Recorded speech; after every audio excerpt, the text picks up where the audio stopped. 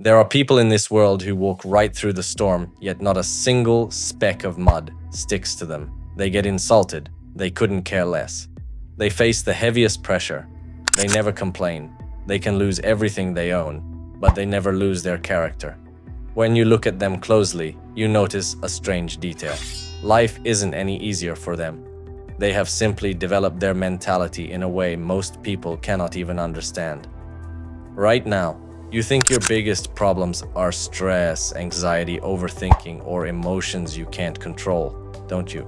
But let's be honest. Your real problem is that you have an untrained mind and an undeveloped mentality.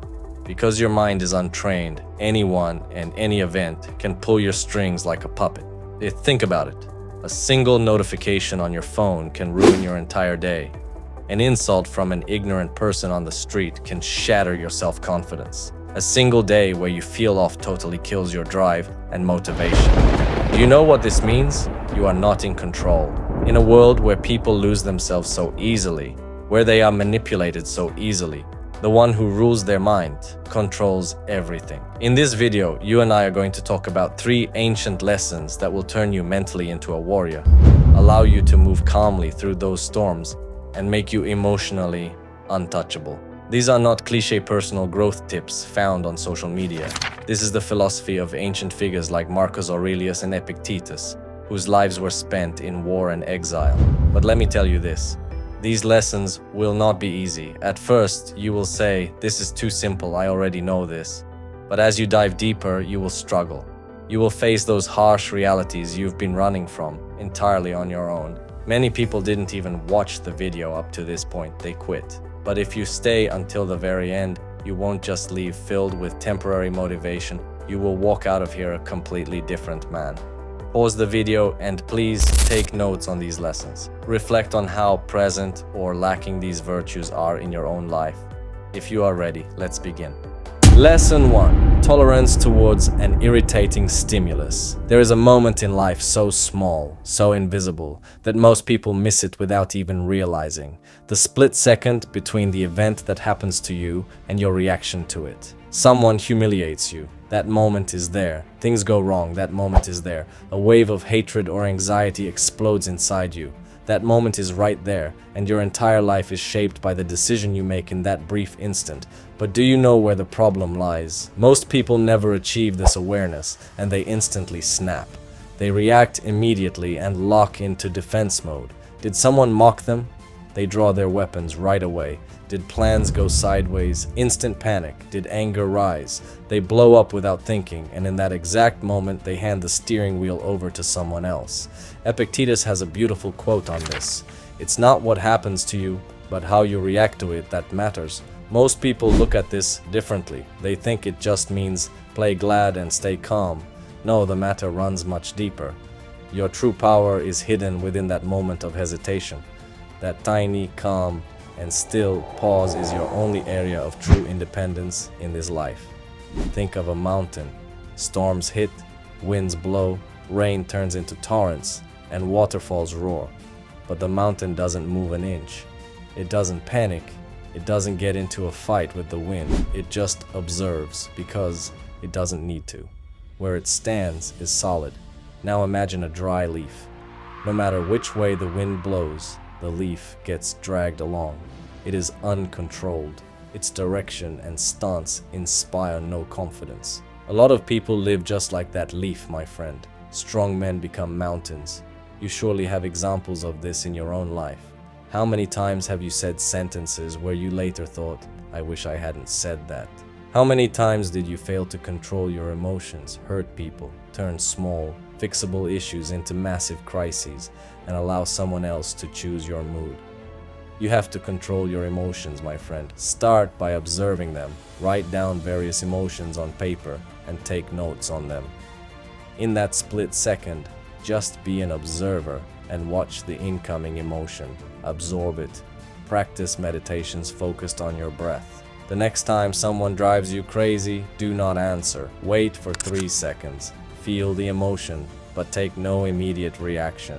Ask yourself, like a stranger observing from the outside, what would a warrior do in this situation? Marcus Aurelius didn't say it without reason.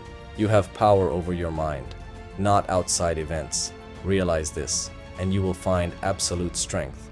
If you do not rule your reaction, the world will play you easily. The man who can command himself can command the world. Rule your stimuli. If the person across from you is a drunken fool, why are you trying to be right? What are you trying to prove? Why are you addicted to being right? Listen 2. Isolate your ego. Let me tell you a truth that many people never realize until the day they die. Most of the things that make you miserable are not the events that happen to you. Creating delusions, getting stuck on worst-case scenarios, and constantly overthinking is what drains you and causes suffering. Lock this into your mind, because this single thought alone will save you from 80% of those unnecessary crises in your life. An event happens at work.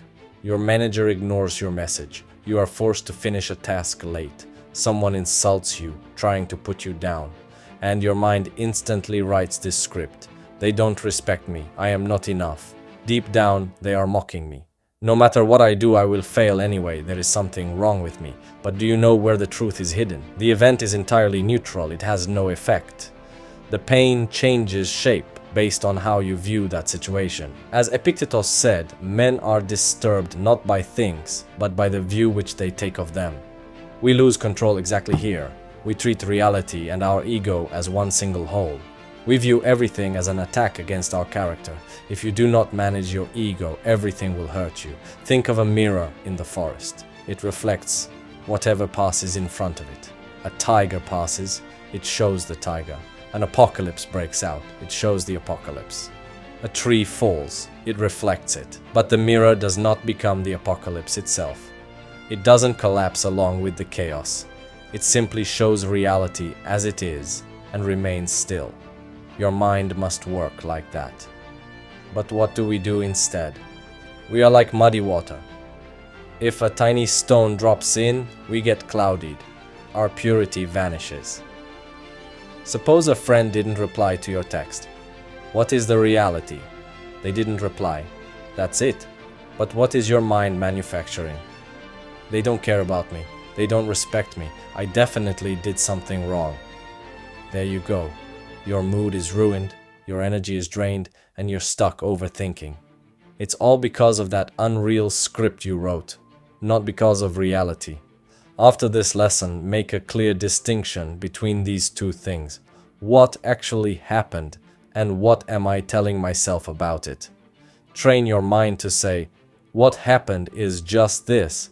The rest is my own interpretation. This routine shatters those emotional dead ends. Marcus Aurelius applied this to his own life every single day. He stripped events down to their barest form. He wouldn't complain saying, this is unfair, this is horrible. He would say, this is just an event, nothing more. If you remove the emotional labeling, you free yourself from unnecessary suffering. The application of this lesson is this. Don't try to control your thoughts. Let them flow. Don't pay intense attention to every single thought. Let some of them drift away. Be ruthless and selective about this, because you pump energy into every thought you focus on. Lesson 3. Do not waste your energy. Let's be completely honest. Your biggest problem is not that you don't have time. It's that you throw your energy away for nothing. You don't want to get up in the morning. You don't want to start the day. There are so many stimuli in our lives, and we try to catch up with all of them, yet we only end up consuming ourselves more. You think, if I sleep more, it will get better. But it has nothing to do with that. Throughout the day, without your soul even noticing, you are leaking your energy everywhere. The things that break you down are not massive tragedies. They are those small, sneaky leaks. Mindless small talk, constantly complaining pessimistic types, overthinking, aimlessly scrolling on social media, comparing yourself to others. When you focus on everything unnecessary, you throw another piece of your mental strength into the trash. Marcus Aurelius has a wonderful quote. The soul becomes dyed with the color of its thoughts, meaning whatever you expose your thoughts to, you turn into that. If you fill your surroundings with negative people, you become a negative man. If you consume complaints and excuses, you become a helpless loser stuck in a victim mentality.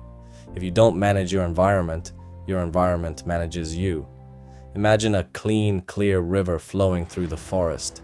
Now imagine we are pouring tar into this river slowly, not all at once, but drop by drop. At first, the water still looks clear, but over time it begins to get polluted. The wildlife inside dies, and it turns into sludge. That river is your mind. Every negative thought and dialogue, every useless distraction is like a drop of poison left in that water. If you want it to remain clear, you have to protect it. You talk to someone who constantly complains and cries, and 5 minutes later, a heavy weight settles on your chest. You scroll mindlessly on social media for half an hour, and your ability to focus vanishes. You get into an unnecessary argument with someone over something stupid, and your whole day goes down the drain. These are not coincidences, my friend. It is literal energy theft. Start asking yourself this question. Should I spend my energy on this? Before you say a word to someone, before you get into a fight, before you get upset over something, stop and observe. Not everything deserves your valuable concentration. Attention is your greatest treasure in this life. What did Epictetus say? What you pay attention to, you begin to become like it. If your concentration is on neighborhood gossip, you slowly drop down to that level. But if your attention is on your own goals, you turn your mind into a fortress. Think of a tree in harsh conditions. If the soil it roots in is poisoned, it will inevitably grow weak. But if it protects its roots from the poison, what does it care if a storm comes? Your focus is your root. Wherever you feed it, you draw sustenance from there. You cannot be intellectually strong when your surroundings are full of weakness. You cannot stay calm while feeding your mind with crises. You cannot develop while your energy is sucked away by them every single day. Build a wall between yourself and negative people. Stop scrolling like a zombie. Don't jump headfirst into everything. Stay a little quiet during the day. Spend time with yourself. These are not small things. These are your energy shield. The moment you start learning to protect your energy, that feeling of burnout goes away, and a sense of control takes its place, and power begins with control.